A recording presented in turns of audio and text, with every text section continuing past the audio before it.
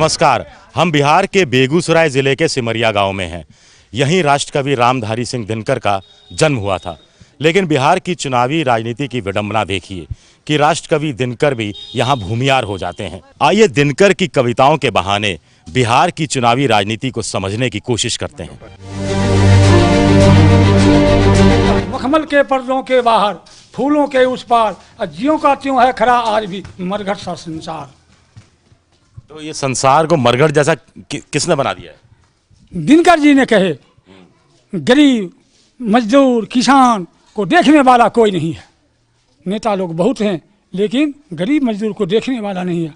न हुआ न आज है, जो देखने वाला होगा वही होगा इस युग का ईश्वर।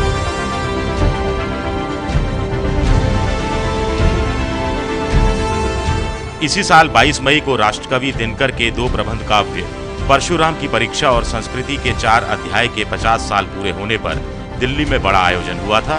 उसमें स्वयं प्रधानमंत्री नरेंद्र मोदी ने शिरकत की थी। यहाँ ये बताना जरूरी है कि संस्कृति के 4 अध्याय की भूमिका तब के प्रधानमंत्री जवाहरलाल नेहरू ने लिखी थी।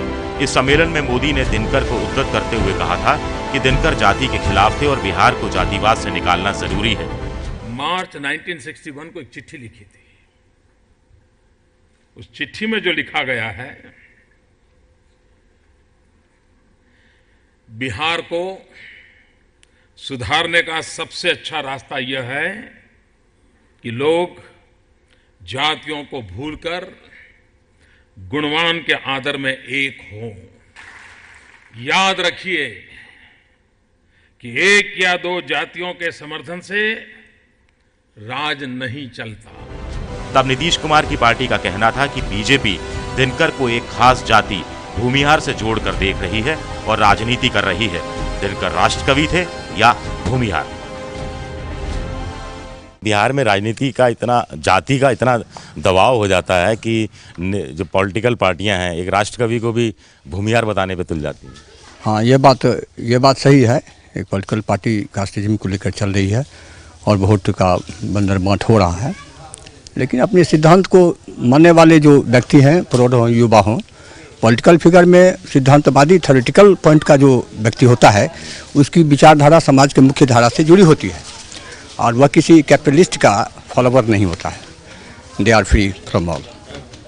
तो सवाल है सपोर्ट का, जनता है, जनमत है, जनाधार किस तरफ है, ये तो सामने आ रही है सब बात।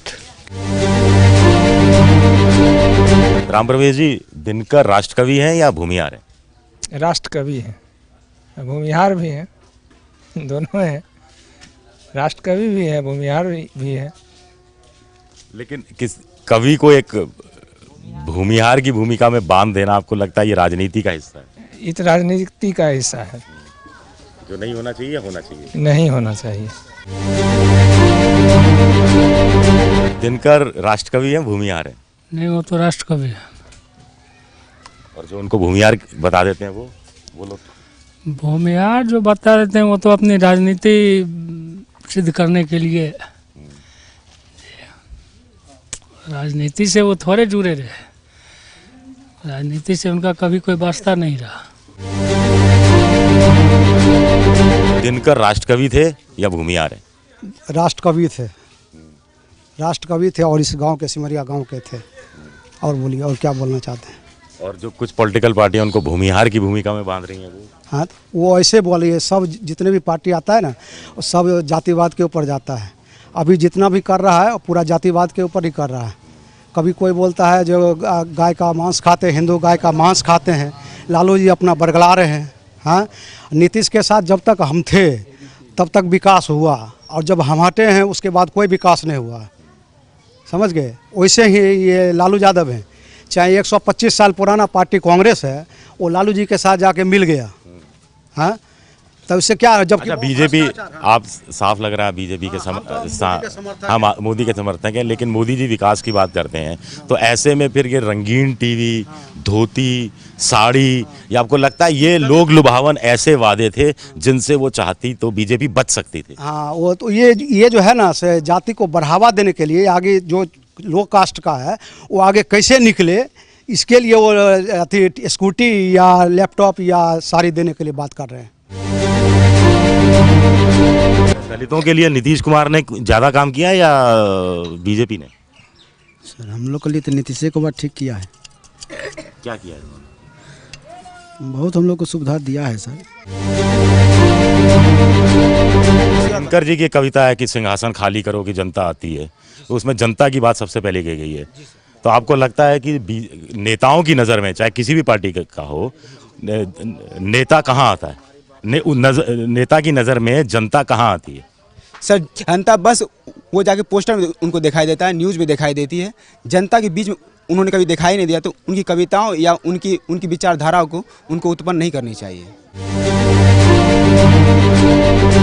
नीतीश जी ने महापछड़ा, महादलित सब किया, आपको लगता है कि ये सामाजिक न्याय के लिए ज़्यादा था या अपनी राजनीति को चमकाने के लिए?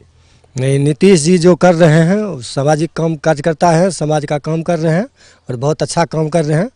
हम लोग अभी उन्हीं के समर्थन में हैं और भरपूर मदद करेंगे उनको। दिनकर जी को मैंने भूमिहार मैंने बहुत क्वालिफाइड लर्नेड थे और उनको कोई जाति से कोई तुलना करता है, ये बहुत बड़ी मूर्खता उसका है। हाँ, मोहन भागवत आरक्षण की समीक्षा की बात, हम जाति का मेहतर, सबसे ज्यादा महादलित, ज्यादा में जो है कुछ आदमी सतर्क रहे, लालू जी में सट करके ठग लिया। दिल्ली में तो है खूब ज्योति की चहल पहल पर, भटक रहा है सारा देश अंधेरे में। ये दिनकर की एक अन्य कविता है और इस अंधेरे में है दलित, शोषित और उपेक्षित वर्ग, जिसके लिए दिनकर ने हमेशा अपने कविताओं के जरिए संघर्ष किया।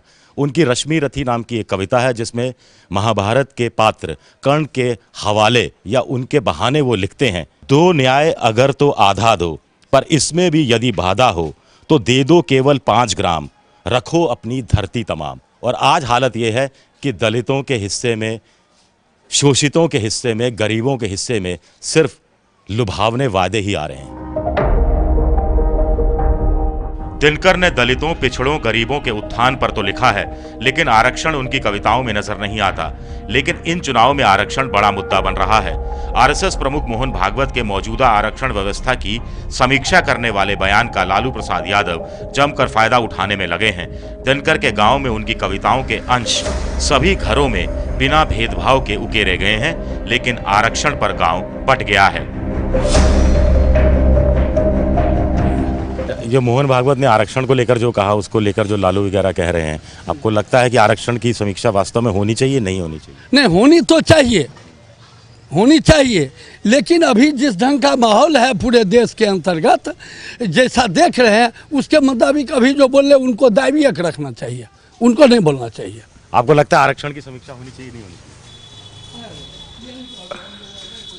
आरक्षण तो खत्म नहीं होना चाहिए, आरक्षण तो रहना चाहिए, लेकिन आरक्षण उस वर्ग, निचला वर्ग को देना चाहिए जो कि हाई क्लास के लोग हैं, जो कि जिनको 50,000 का मंथली आय महीना आ रहा है, हैं? जी कोई नेता है, लीडर है, कुछ भी है, तो आरक्षण वो कर रहे हैं कि हम आरक्षण में आ रहे हैं, तो निचला वर्ग जो कमाने खाने वाला है वो कहाँ जाएगा? अच्छा, आपको क्या लगता है कि आरक्षण आर्थिक आधार पर होना चाहिए या अभी जो जाति की व्यवस्था बनी हुई है जाति आधार पर? जी नहीं, आरक्षण तो स्पष्ट जाहिर है सर कि आर्थिक आधार पर होना चाहिए, ये तो तय बात है। तो मोहन भागवत जी ठीक कह रहे हैं। हाँ, मोहन भागवत जी उनका यह सिद्धांत से सहमत हूँ मैं, आर्थिक आधार पर होना चाहिए आरक्षण। खुद दिनकर की नेताओं के बारे में क्या राय थी, उनके भतीजे नरेश प्रसाद सिंह से हम जानते हैं। दिनकर जी नेताओं के बारे में क्या सोच रखते थे, राजनीति के बारे में? तो नेताओं के बारे में तो सोचते थे कि हो गया एक नेता, मैं भी तो बंधु सुनो, भारत के रेशमी नगर में रहता हूँ।